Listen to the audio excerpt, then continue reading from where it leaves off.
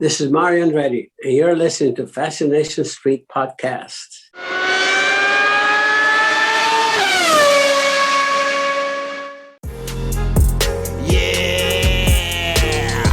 AV in your ears, that's Ambush Van giving you this audio visual down the most interesting street in the world with my boy Steve, Fascination Street. You already know, let's get it when you whip in the Fascination Street. What do you... Welcome back, Streetwalkers. This is a return visit from one of the very first guests ever on the show. This is Matt D'Andrea, the Motorator. If you missed his first episode, which was a two-parter, go back and check that out because that's really the origin story of Matt. That's kind of how he got to be who he is. In this episode, we talk about a bunch of different things. He is an automotive guy. He has a couple of automotive podcasts, and he has a lot of friends and tentacles in the automotive world. So we talk a lot about automobiles. We talk electric vehicles. We talk some very specific things about the Ford Lightning. We also talk a little bit about Mustangs and the Mustang EV and about the electric vehicle industry as a whole and how they're doing right now. And then we switch gears a little bit and we talk about his new beverage, Bravago, Bravago, which you can find more information about at drinkbravago.com. It is a bold seltzer, a bold hard seltzer. Yes, all of those things. We talk about why he decided to start a beverage company right smack dab in the middle of a pandemic. And we talk about some of the hurdles and the difficulties that he encountered in this ride building this new company. Talk a little bit about who some of his partners are and where you can get this new bold hard seltzer, Bravago. Comes in 3 flavors. Go check it out. I'm definitely going to get some. This is my second conversation with Matt, the Motorator D'Andrea. Prepare to be fascinated. Prepare to be fascinated. Prepare to be fascinated. Welcome back to Fascination Street Podcast, Matt, the Motorator D'Andrea. What's up, dude? Hello, how are you? Good to see you again. Oh my gosh, listeners. The very first trip that I went to Los Angeles, it was before I started my show. It was basically so that I could start my show. I went there. I was there for like 4 days. I interviewed the shit out of everybody who would talk to me. And I ended up with like my first 12 episodes from that 4 days or whatever. One of those people, maybe even the first one, I can't remember. It was either the first one or the second one, was this dude right here, Matt D'Andrea. Didn't know me from anybody, yet was so kind, took the time, met me in this. It was so funny. Do you remember where we did the interview? I think we did it at the hotel in Santa Monica. We did. And we walked in and we're like, oh, cool. Where can we do this? And then we're like, oh, there's those cool little nooks over there off to the side. And then I asked, do you remember what the hostess said? I don't remember. No. She said, oh yeah, you can rent one of those for $1,000. It was a nice hotel. And we were like, oh, cool. Well, we're not doing that. We'll just be over here. And then she came over and was like, no, you guys, nobody's here. It's early. Y'all can go ahead. So that was dope. I had a blast. And ever since then, Matt has been super, super kind to me in every way imaginable. I've even dropped in on him on another visit to LA, and he was super, super kind. Matt D'Andrea, Matt the Motorator, he is a car dude. He's so much more than that. Go check out it was a 2-part episode because it was really long. Go check out his first episode of Fascination Street Podcast. It was his origin story, really, how he became this superhero that he is. But also, Matt is a podcaster. He has a couple of podcasts. One is CarCast with Adam Carolla and Bill Goldberg. They sort of alternate co-hosting. As of lately, Adam is on a little bit of a hiatus from that show. So it's Matt and Bill Goldberg every week until further notice. Also, Shift and Steer with co-hosts Brad Fanshaw and Aaron Hagar. Everybody I just mentioned, except Bill Goldberg, is a previous guest of Fascination Street Podcast. Mostly thanks to Matt. Matt, how have you been, dude? It's been 5.5 years. How are you? I'm doing well. I didn't realize it was been that long, but things are going well. Yeah, we've been doing still a lot of podcasting and trying to work on new projects, trying to keep ourselves entertained, I guess. I guess so. We're going to be all over the place here. First, I want to talk about the Ford Lightning. Now, if I understand correctly, because I'm not okay, Matt is a Ford dude, much like Bill Goldberg is a Dodge dude, and Adam Carolla he used to be a Lambo dude, and now he's really just a Newman dude. You have, I think you still have it, a Ford Lightning, not the new electric thing, but a Ford Lightning from like decades ago. Is that right? Right. So, I mean, growing up as a kid, one of the first projects I worked on with my older brother was a Ford Mustang, a 65 Mustang. And just because that car was there and available, that's kind of why maybe I started leaning toward Fords. I've had other things other than Fords for sure. Oh, of course. Yes. I'm so sorry. But yeah, so in that era of kind of being in high school in the 90s, the Camaros, then the Grand Nationals, which are more in the 80s, the Ford Lightning that came out in 93, those were kind of cool pieces for me. And I never could get them when I was a kid. They were brand new trucks. They're real expensive. And fast forward to being a ridiculous adult, I was able to go out and pick up a 95 Ford Lightning, which is sitting behind me, and it's a big project car. It's been going on for a long time, and I'm building a new engine for it and suspension pieces and supercharger and all kinds of stuff. And we've been doing some fun things with a friend of mine who's a car designer. We've been sketching up some ideas and 3D printing pieces and test fitting them and then machining them out of billet aluminum and just kind of having some fun with it. No real overall plan. It's more of just like a test bed of things. But at some point along the way, as I'm driving it around and my girlfriend's like, your truck is so loud and it's so bumpy. And I was like, yeah, it is very loud and very bumpy, that I decided to maybe get something a little bit more comfortable. So I thought it would be fun to dabble with electric vehicles, but I wanted to kind of continue with my overall theme of things. So I went and bought the new Lightning as well. So I have the 2022 all electric Ford F150 Lightning, and then I've got this ridiculously loud 95 F150 Lightning, which is interesting because the old Lightning is about the size of a Ford Ranger is today. Maybe it's a little bigger than a Maverick, it seems like.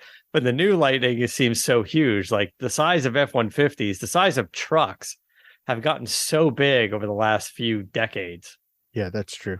Just picture those.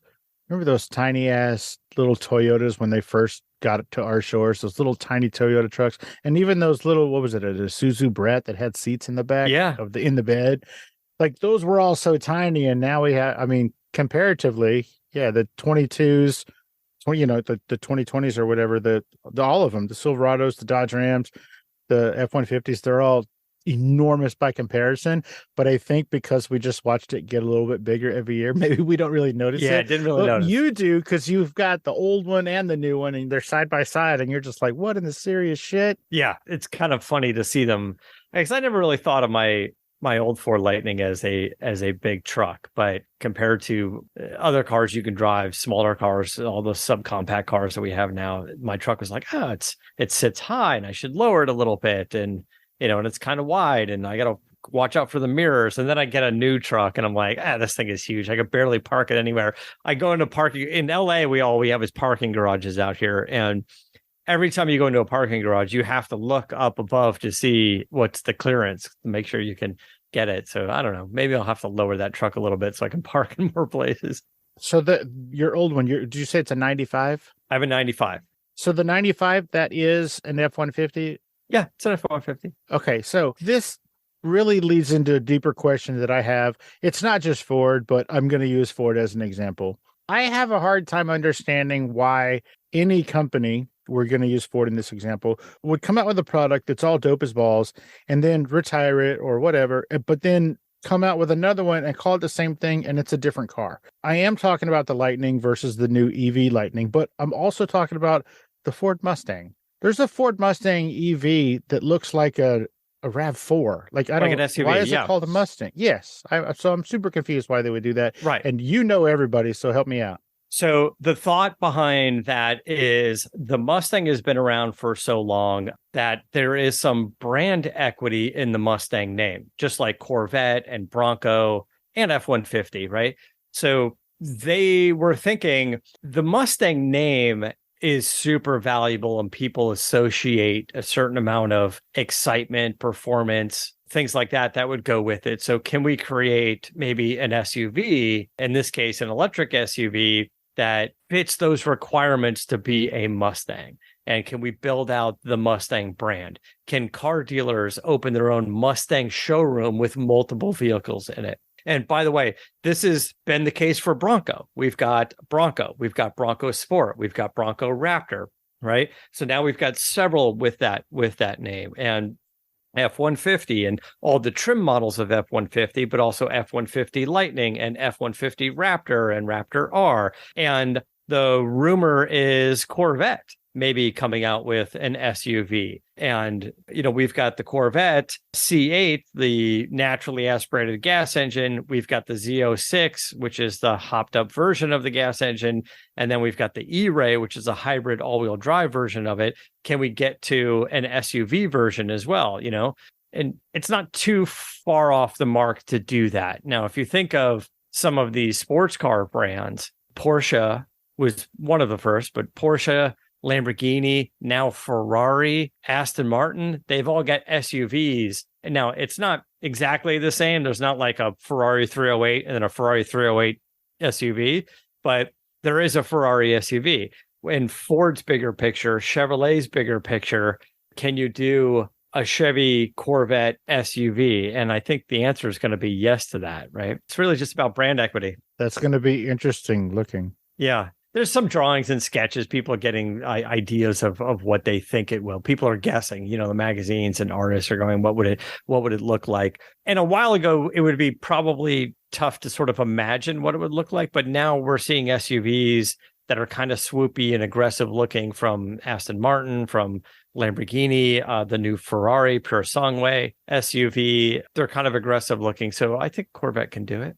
Well, if Corvette has shown us anything, they can do whatever the fuck they want to, and we'll keep buying them. Yeah, right. Same with Mustangs and Dodge and whatever. They're going to be doing pretty well. I know you're a car guy. You're a Mustang dude. You know everybody. I have some neighbors like across the street. It's just two older people. They're probably 64 years old. They're both like retired. So all they do now is like drive school buses. It's just the two of them that live in that house. They have one Corvette and three Mustangs between them. Okay. And all four of these cars are throaty and loud as shit. Good. And they only fire them up while I'm recording. So I need you to talk to them and see if you can get them to knock it the fuck off, since you know everybody. Okay. Who was there first? Oh, I was. Huh. Thanks. I win. All right. There good job. Get the fuck out, you guys. Yeah. Yeah. That's just how I would go with it. Who was there first? It's funny. Over here, we're in California, and Santa Monica is basically where we are. And there's a Santa Monica airport, and there's this neighborhood all around the airport. And they put these signs out. They're like, no jets, close the airport. It's so loud. And I just look at all these really nice, fairly new gentrified homes. I'm like, well, who was here first? And the airport was there first. So I don't think it's fair you get to move next to an airport and now you don't like the sound of an airport. You moved if you knew it was there, right? So now you don't like the sound because you're like, oh, you got a good deal in the house. You know why? Because it's next to an airport. There's a psychiatric hospital here in San Antonio, and it used to be on the outskirts of town, but since the city has kind of swallowed it up, and sort of right behind that psychiatric hospital is probably 10,000 houses now. And they do the same thing. They're like, we don't want a psychiatric hospital in our backyard. I'm like, fuckers, they were there for 30 years before you. Shut up. Yeah, right. Let them do what they want. They're supposed to be there. They were there first. You guys don't like it. All right. We're going to talk a little bit more about EVs. Okay. Listeners might not know this, but Matt, for some reason, has the opportunity to drive basically every car that comes out ever. He's never driving his own car. He's always driving some borrowed car so he can review it, test it, ruin it, whatever he's doing to these cars. Everybody just gives him cars to check out. First of all, why does that happen? Well, that's pretty normal for, I guess. Bill Goldberg doesn't get to do that. Well, because he lives out in the middle of nowhere. So people in the automotive space, journalists in the automotive space, I consider myself more on the entertainment side, not the journalism side, but every Car and Driver, Motor Trend, Edmunds.com, all of those publications get access to drive these press cars. They're usually like 1 week loaners to test and evaluate the car and talk about them, write about them, shoot video about them, create all the sort of the PR around that car. And the auto industry really kind of relies on that, just like a lot of industries, right? You're test screening a movie, you invite a bunch of people, you show it for free, you have some open bar, and hopefully they like it, and they go out and they write about a movie. That's just how a lot of industries are when you're releasing a product like that. So I'm lucky enough to be sort of included in that group and given the opportunity to drive certain cars. By no means do I do it to the extent that some of the other guys and girls are doing it, some of the other publications, because we're more, like I said, on the entertainment side of things. So it kind of has to fit a discussion or a narrative for us. We don't just test every single car like Edmunds would, because that's their job. It's not really our job to do it. As a matter of fact, we partner up with Edmunds on my podcast and get a lot of testing results and information from them. But yes, I do get the opportunity to drive a number of cars. And a lot of that comes from the relationships like you've been talking about it as well. We've been doing automotive podcasting for almost 14 years, probably longer than anybody's been doing it. And, we've enjoyed some very friendly relationships with people in the car community, both at the manufacturers and elsewhere. So who gives you the cars? I mean, it's not Ford, right? By give, I mean loans. Yeah. So in this particular case, the way it works is I do contact the manufacturers directly. There is a person or two at each of the companies that handles communications in this regard. And those PR people, they may manage the fleet, the press fleet, or they may outsource it to somebody else. And then the cars come from the manufacturers, but the manufacturers send a handful of cars to a third-party company. And there's a few companies around the country, and there's a few in LA because there's so many car journalists here. I would imagine Detroit and a couple of other places as well. So I would contact Ford in this regard and go, hey, new Bronco Raptor's coming out. Put me on the list, whenever you think I can get an opportunity to drive it. And oftentimes they'll go, yeah, it'll take a few months. There's a long list ahead of you. And then I'll get the email going, we've got some time in April. Are you interested? What's your schedule? I say yes. And then somebody else that is like a fleet management company would reach out, and then they schedule the arrangement for the car. And that company they have a warehouse of cars that they just clean, maintain, fix, and they just handle all of these press cars. But also it's like if Dodge is going to sponsor the Hollywood red carpet premiere for the next Fast and Furious movie because they're a big sponsor, and a bunch of executives from Dodge are going to come into town, those are the same cars that get used. They have drivers on staff. Like those cars are all used for media relations and their executives and whatever. So yeah, it's fun to do. Where I was going was if Edmunds lets you borrow the car, then you're not beholden to Ford to say something nice about it. If you're getting it from the manufacturer, how much definitely not external, but how much internal pressure do you feel personally to highlight the good points and not necessarily the bad points? Zero. Absolutely zero. Why? Nobody controls our content, and that's the point of a review. Some people like the cars, some people don't like the cars. That's it. I mean, probably in my 13 and a half years, there's probably been one or two cars that I didn't like so much that I just went back to the manufacturer and was like, are you sure that this car is ready? Like, is this a pre-production prototype? Like, maybe this isn't the best thing for us to be evaluating. Usually what I mean by that is it's not like this is a terrible car that you're going to release to the public. What I mean is this particular version you gave me is having a lot of issues, like maybe the air doesn't work or the door handles are sticking. Like there could be some quality issues that I really don't want to bust their chops about because it may not be fair to do that. So I may go, you know what, maybe get another one in your fleet and let's give it another try. And then if they say yes, and they typically do, then I'll bring it up and go, here's my thoughts on this vehicle. I did drive a pre-production prototype. I had some issues with it, something wasn't working and it wasn't enough to sort of evaluate, but we've got a newer version now. And these are my thoughts now. But we're not paid by the car companies. Actually, a lot of the other companies have advertising from the manufacturers. Motor Trends of the world get a lot of money from manufacturers to do things. So I can't speak to what they do or say. I'd like to think that they're just indifferent and they give an honest opinion, which would make the most sense. But Adam drives an SUV.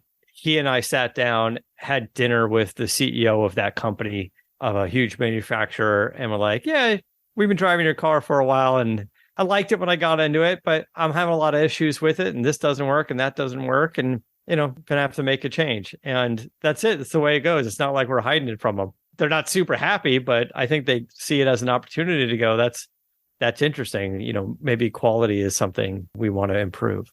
So me personally, I would feel super guilty if I was going to go back to, I know I keep saying Ford, but whatever. If I go back to Ford, I'm like, hey, I know I said all that crazy shit about the last car you let me drive around for free, but hey, can I have another one? How do you find that in yourself? Like, I would just feel super guilty about even asking him again if I gave him a bad review.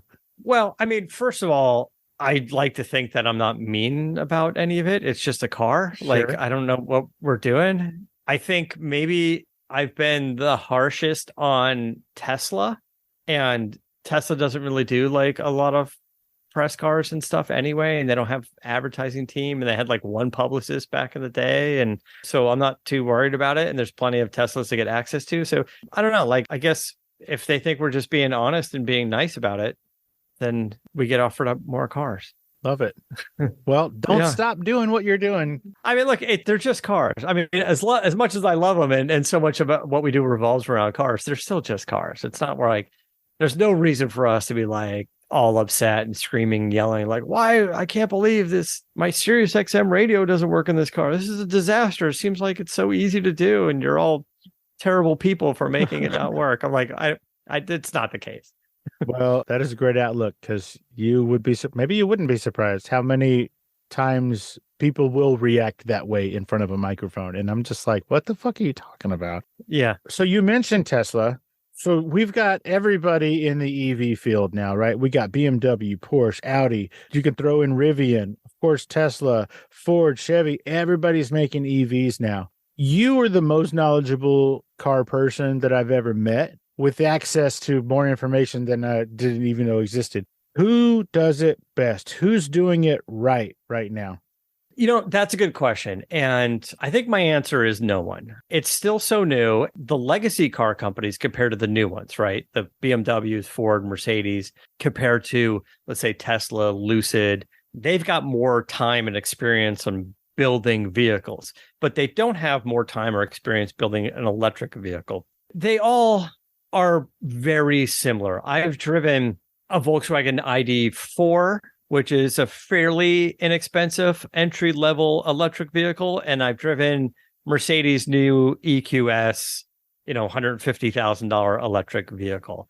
And they're both on par with what they're supposed to be. If anything, I would say the Mercedes, which has done such a great job building a luxury vehicle with a high quality, even just the feel of it, the tactile buttons and everything on those cars, their game has been upped over the years, and they've done such a good job. I didn't see as much of that quality put into their electric SUV. And I'm not trying to pick on Mercedes. I'm just saying it's so incredibly expensive to put all of this electronic drivetrain technology into a car that everyone is forced to cut some expense someplace or just keep losing money. And they're losing billions of dollars trying to catch up and make an affordable quality SUV. And when I say affordable, it doesn't really matter if you're a Volkswagen with a $35,000 car or Mercedes with a $150,000 car, because Mercedes sells $150,000 cars. It's how do they make it as good as their S-Class, right? But electric. They've already know what their margins are on an S-Class, right? And they know what an engine and the drivetrain costs. But if the electric drivetrain costs significantly more money, you don't get to charge an extra $50,000 for an S-Class that's already $150,000 just because it's electric. People don't want to pay that huge premium. They just want to pay the right price for as much car as you can afford. And that's where EV is kind of screwing with quality issues. Got you. So everybody is doing an okay job, but nobody's really nailed it yet. No, they're all getting a little closer. And I think one of the things that is very different than the way the cars used to be is now we're treating them like electronic devices, like your cell phone and stuff. Like, yeah, we go out and we buy a new iPhone every couple of years. The hardware is arguably better, but over the few years that we have it, we're getting software updates, like over-the-air updates on this stuff, and cars are kind of going in that direction as well. I've had my Ford F-150 Lightning since, I don't know, September or something like that. So 7 months, 6 months. I've probably had 4 software updates just sent to me and made some just things to speed it up. Not the vehicle, just how the electronics work, just make it a little bit easier to use, to improved quality, less bugs, like bug fixes, like anything on your laptop or your phone. And then some of them were just like, hey, now that we've been using it for a while, we got a bunch of customer feedback. We want the entire infotainment screen to have a few new features. So this update has got some new features, kind of like, again, like your iOS, like, oh, we got new emojis or something, right? Well, now we've got new ways to access things in the menu. So I think that's kind of cool. You don't have to wait for the next model year to get the upgrades. You go, you know what, my 2022 Ford Lightning, it's got a few bugs in it. You know, maybe I'll keep it for a year and get a 23 or get a 24, right? Well, I don't necessarily have to do that because I'm getting updates on the fly. Now, at some point, there will be a new platform like all cars after a certain amount of years, and you'll be able to get some hardware upgrades, but you don't have to do it every year. Is there a big aftermarket industry for electric cars? You know, most of it is cosmetic, right? We still do the same things to personalize our cars, wheels, wraps, maybe lowering it a little bit. You can do some things to the interior. There's not a lot of performance upgrades to it, but I think you'll maybe start to see a few of those things. The automotive aftermarket has really been looking at EV conversions for older cars. It's still very expensive and very complex, but they're taking old, mostly trucks at this point, old Land Rovers and even Humvees, and turning them into electric versions. And then some of the more complex things I've seen, Volkswagen, I've seen Porsche, I've seen some muscle cars, all been converted to EV. And it started with these aftermarket, like hot rod shops, taking a wrecked Tesla or something that was EV and putting all of that stuff into, you know, your 69 Camaro, going to trade shows like the SEMA show the past few years. I'm seeing companies pop up and they're offering some of those solutions. They're like, we have an electric motor and we have the hardware and the software package. And then, you know, you got to work on the wiring and the battery. And, you know, so they're getting closer, but they're still pretty expensive. Gotcha. Every once in a while on Instagram or something, I'll see, you know, some company is giving away an electric, like a 1969 Beetle that's been electrified and it looks all dope as shit. Yeah. And I'm just like, man, that must have been expensive. Oh my God, that must have been crazy. It's pretty expensive, but you know, maybe if you start with a fairly inexpensive car and you try to electrify it, you can simplify what's going on. But yeah, it's expensive, but as fun as it is, I like driving my new Lightning, you know, but there's still issues, right? I don't get the range that they told me I was going to get. And you bought up, right? You got the extended range, like 320. Yeah, I got the full like F-150 Platinum. So it's got the big battery and it's got all the options and stuff. And it's supposed to be 300 miles of range. And I'll fully charge it. It'll say 300, but for that first like 50 miles that I drive, it loses 2 miles of range for every mile. So they're like pulling a fast one on me. They're like, oh, you got 300. And then I go a quarter mile down the road and I lost a mile of range. I'm like, doesn't seem right. So it starts to, it loses that first 50 miles pretty quickly. I was like, just tell me it's 250 mile range and don't try to pull one over on me. But infrastructure is kind of the issue. I think range anxiety sort of became the thing as all of these electric cars are coming out. What do I do? There's only 200 miles. I got a few left. Range anxiety isn't really the thing because a lot of cars got 200-300 miles of fuel in them. And then we go, oh, but we can go to a gas station and fill it up. Yes. Where do you charge it? It's not the range anxiety. It's infrastructure anxiety, right? It's like, where do you charge it and how long is it going to take? And it takes a little bit of sometimes planning. So I'm a little spoiled over here. I've got gas engine cars and an electric vehicle. So if I'm going someplace and I don't want to drive an electric vehicle, I can take something else. Most people that I've talked to that have an electric vehicle, it's not their only vehicle. They also have an internal combustion vehicle, and they always say, "Oh, just for long trips or whatever," because they don't want to stop at Buc-ee's on the way to Dallas from San Antonio or whatever. So in LA, I think a lot of people that drive an EV, that's their only car. They drive an EV. Now, that doesn't necessarily mean they don't have somebody else in the household that has a gas engine car, but a lot of people that just have like a Tesla or something just drive the Tesla, and then that's it. I did mention Buc-ee's. Are you familiar with Buc-ee's? Do you know what that is? Yes, I do know. Okay. There is a Buc-ee's. I think it's the one near Dallas. They've got like 47 Tesla superchargers. It's the most I've ever seen anywhere, and it blows my mind. That is insane. I don't know why I said that, just because it blows me away. You drive from California to Vegas. There's a Tesla supercharger station, and I've seen it out there. And I went, and it was a crazy storm. I wasn't driving an electric vehicle, but there was so much traffic. It was over New Year's. And so everyone was coming back from Vegas. It was normally like a 4.5, 5-hour drive. It took 8.5, 9 hours. There was just traffic, and it was just so windy and pouring rain. And I passed that Tesla supercharger network, and there was just a line of cars down the street. People are just going to be there for seemed like 2 days just trying to get stuff charged. And I don't know if all the chargers are working, and power kept going out in the city. So I stopped at a gas station across, and I was like, man, there's a big line at Tesla supercharger station. And the guy's like, yeah, our entire town lost power for like 2 hours just before you got here. So all of those cars were stacked up, lined up with no way to charge their vehicle and no place to go. And they just had to wait for power to be restored. Wow. So it on a road trip, it does pose some issues. Okay, so if I am driving a car with gasoline and I run out of gasoline, I can call AAA to bring me a gallon of gas to get me to the gas station. What happens if I'm driving a Tesla and I just run out of juice?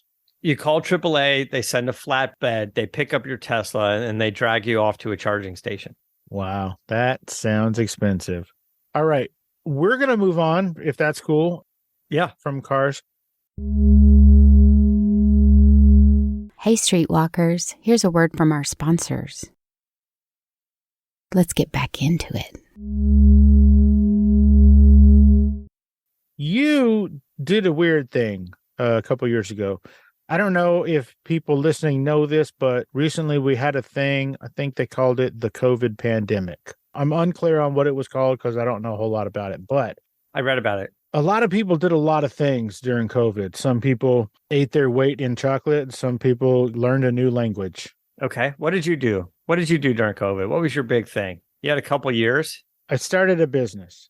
Nice. Well, it's a super tiny little business. Yay, thanks. You started a business that's way cooler than my business. You started, wait for it, a beverage company. Not just any beverage company. You started, wait for it, a hard seltzer company. I have many questions. Okay. First of all, ladies and gentlemen, it's called Bravago. It is a bold seltzer. As far as I understand right now, it's available through the website in every state.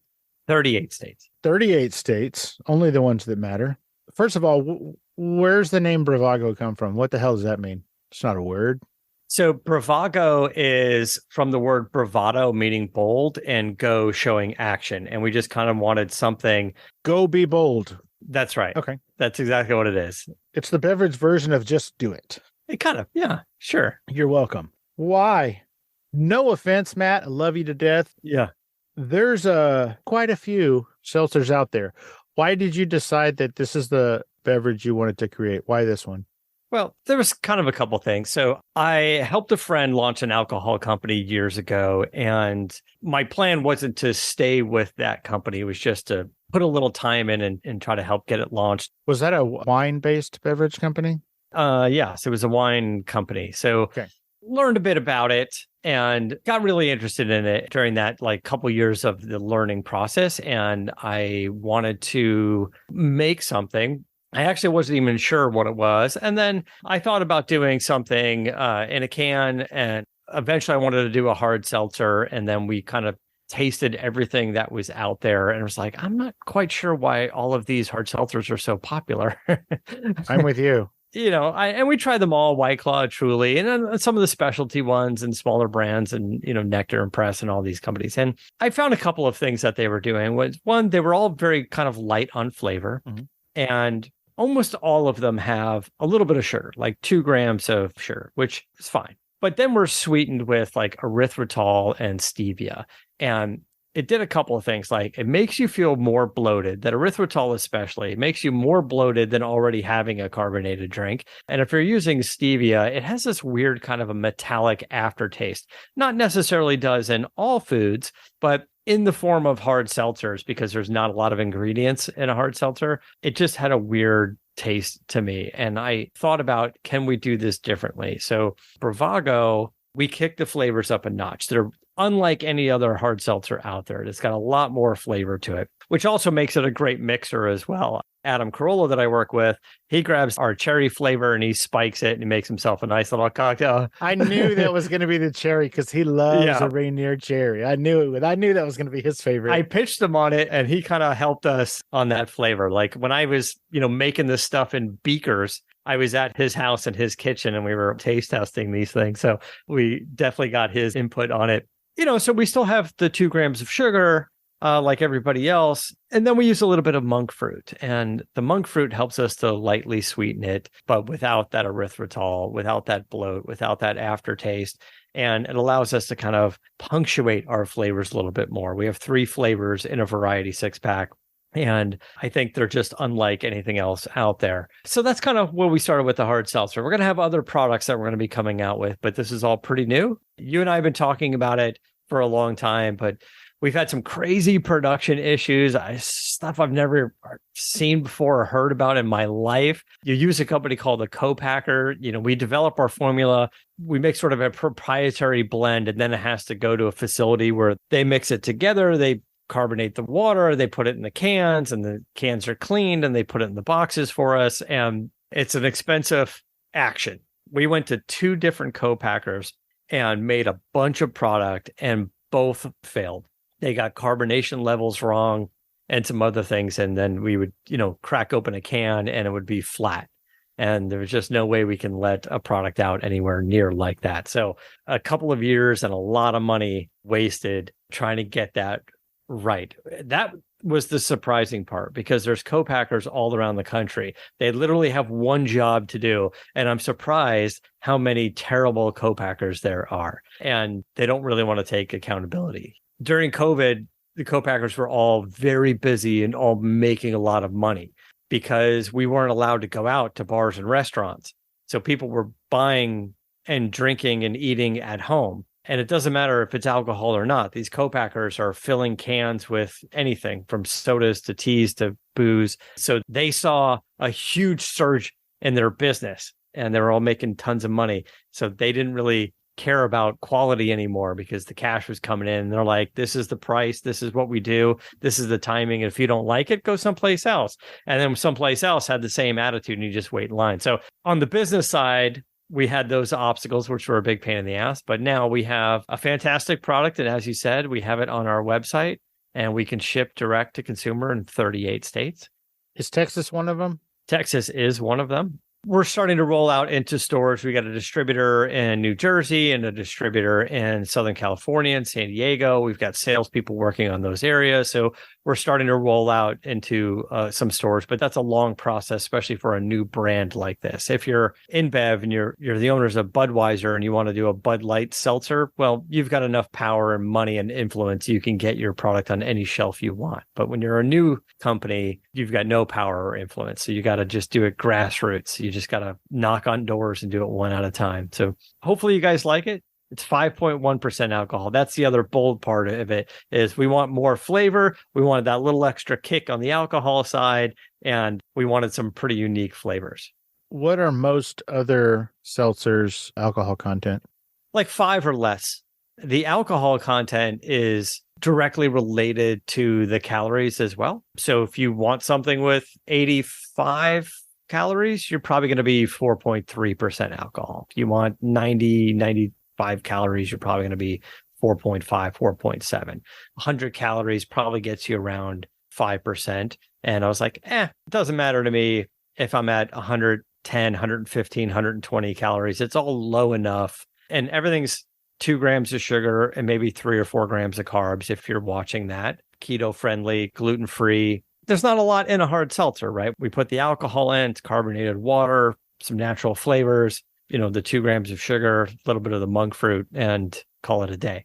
At least that's what I was under the impression, when I started this thing a couple of years ago. It just turns out making the actual liquid is easier than getting it onto shelves and in packages. So we're at 110 to 120 calories. I had some thought around why I developed these 3 flavors. The most popular flavor out there of hard seltzer is black cherry. Truly, White Claw, they all sell black cherry. And I can't figure out why. Black cherries aren't even that great. But if you've ever had a Rainier cherry from Mount Rainier in Washington, they're so good, but they're very seasonal. And I don't even know if you get them in Texas. Don't be a dick, Matt. We get everything in Texas. Do you? Well, that's good.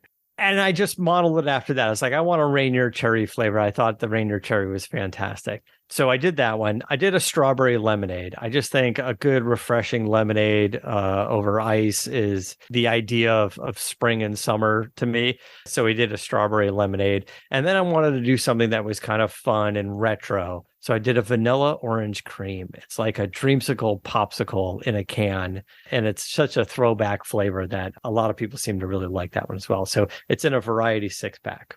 And they have unique names. It's not called strawberry lemonade and orange cream. Yeah, it's called Chill Out and Sucker Punch and Sweet Freak, names like that.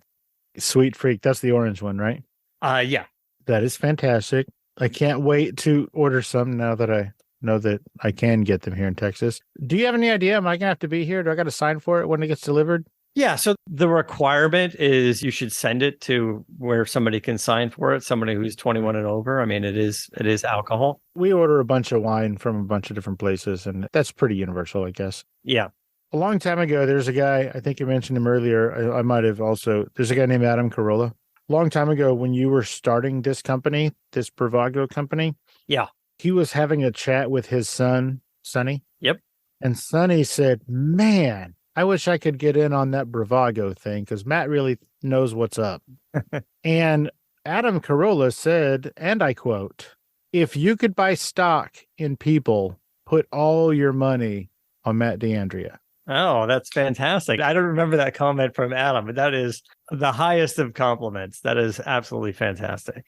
It is pretty dope. And Adam talks a lot about motors. Well, he talks a lot about auto motors, but he talks a lot about motors in people. Someone having a motor, someone with some drive. Sure. And that is you, my friend. Well, so well done.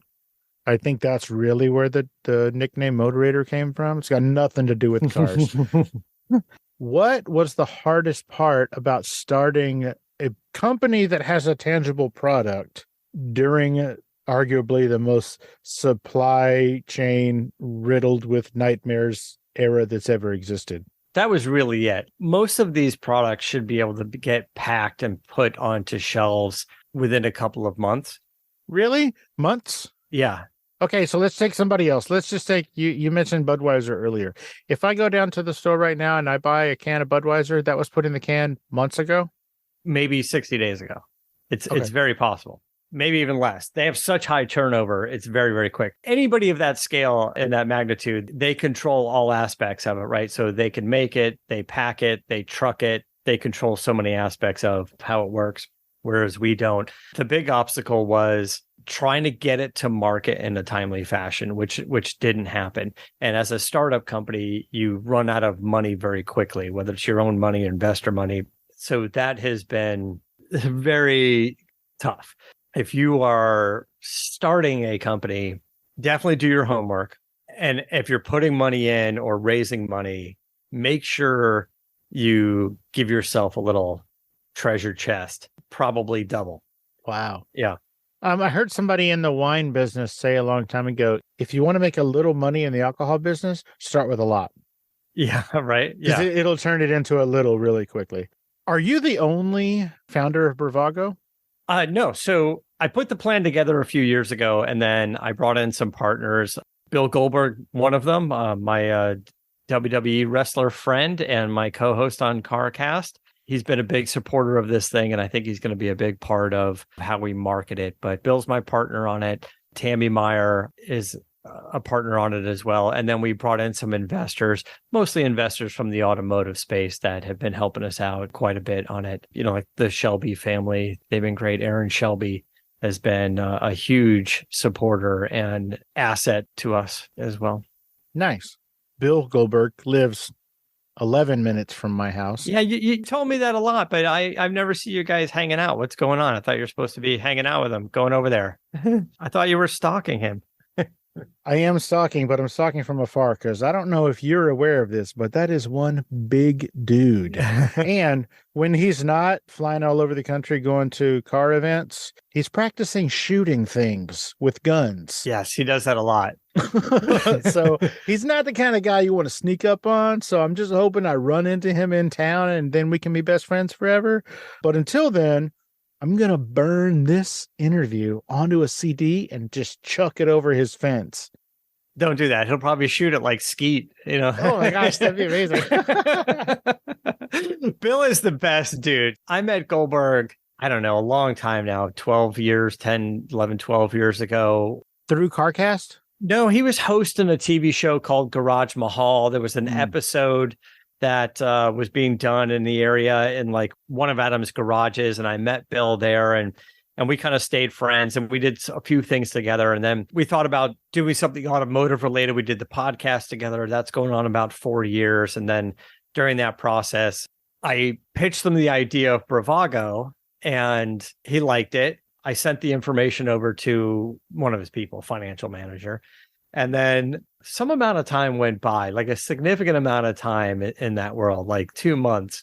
And I recall she like gave a call and she's like, hey, I'm going through all these proposals on my desk. And this one, Bravago, seems fantastic. And you should look at it, you know, and you're in it. He's like, yeah, that's my co-host on CarCast. I sent that to you a while ago. Like, I wanted you to look at that. So I'm glad that we kind of got her endorsement going, hey, this is a really good idea. I think you should get involved with this. And he's like, I know, I've been waiting for you to get to it. And he's been nothing but a rock star. We've traveled together. We've gone to events together and car events. And I miss him being in California, but I'm hoping to get out to his ranch in Texas now that his big garage is done. Yeah, you got to see his new garage, man. It's massive. It's so, well, from way over here on the street. Yeah, it's amazing. Yeah, it's a beautiful place. We've been talking about it for, I don't know, I think the 3 years he's been building it. So it's very exciting. Yeah, it's pretty rad. Plus, you get to check out all the crazy critters that are running around his place. That's neat, too. Yeah. Well, they should be careful because when they annoy him, he will take them out. Uh-huh. No, not with his wife around. Matt, we are up against it. I can't even believe I got this much time out of you. I appreciate you always. You have, like I said at the top of the show, you've always been super cool to me. If I ever have questions, I've even asked you automotive questions. And after you stopped laughing, you were like, no, Steve, it's easy to change a headlight. So I appreciate that. Once again, everybody, weekly podcasts, automobile related, CarCast with Bill Goldberg, and eventually Adam Carolla will probably come back and they'll go back to alternate. Yeah, but there's plenty of shows up there with Adam. If you're new to the show, A ton. There's a decade of archives up there. Also Shift and Steer with Brad Fanshaw and Aaron Hagar. Go check those out. They're weekly. They do them all the time. They're so much fun. They're different. One is a lot more informational and one is a lot more fun, if I'm putting it correctly. I'll leave it to you to decide which is which. And again, Bravago. Is it Bravago.com? It's drinkbravago.com. Drinkbravago.com. Currently 3 flavors out there right now. If you're one of the lucky 38, you know what? Go to the website and find out which state. See if you are one of the lucky 38 and give it a shot. I'm going to for sure. I wasn't sure if I was one of the lucky, but I'm going to get some. And I'm going to post when I drink it. How about that? I'm going to post about it. I'd love your feedback on it. Let me know if you like it. See if there's a flavor that you like that's more than the others. I have a hunch. I know which one it is. Matt, the Motorator, DeAndrea, tell everybody where they can find you on social media, my friend. Very easy at Motorator. That's it. And Bravago is all at Drink Bravago on social media. That's the website and the social media. Drink Bravago. Fan-freaking-tastic. Matt, DeAndrea, thank you so much for taking the time out of your busy day and your hectic driving EV cars, reviewing regular cars, and making a whole new drink schedule to hang out and let us get to know you a little bit better on Fascination Street. Man, I really appreciate it. Thanks so much. It was 100% my pleasure. I can't believe I got to talk to you again. And you have a great rest of your week, man. Thanks, man. I appreciate you having me on the show again. Always a pleasure. I'm so happy for how this show is just taken off. I mean, it's been 5 years now, and I can't believe it's been that long, but you've been crushing it. You've been doing such a great job. Thank you. Good job, man. All right, man. See you later. Bye. Bye, Matt.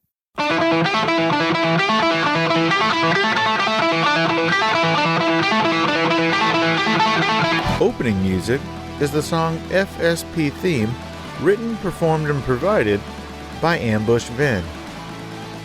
Closing music is from the song Say My Name off the 2021 album Underdog Anthems, used with permission from Jax Hollow.